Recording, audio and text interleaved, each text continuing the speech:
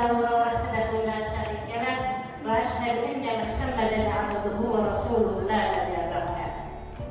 Alhamdulillah, tak henti-hentinya kita sebagai insan, kita sebagai manusia, sebagai khalifah fil ardh, tak pernah merasa bahwa suatu nilai yang sangat tinggi kedudukan kita di mata Allah, yaitu selalu bersyukur atas nikmat yang Allah berikan kepada kita. Yang paling utama yaitu nikmat nafas. Karena apa, Bu? Nafas itu sangat penting dalam kehidupan kita.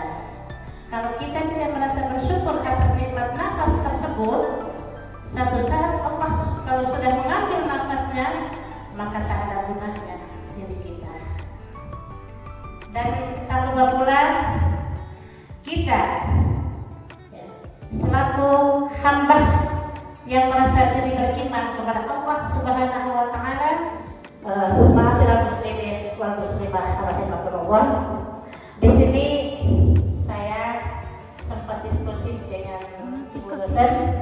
Pada waktu itu saya ingin mengangkat sebuah judul karena masih bersekitar bulan ini yaitu Hari Ayah, tetapi di sini ada yang lebih mengutamakan kita harus belajar tentang bagaimana wudhu yang baik.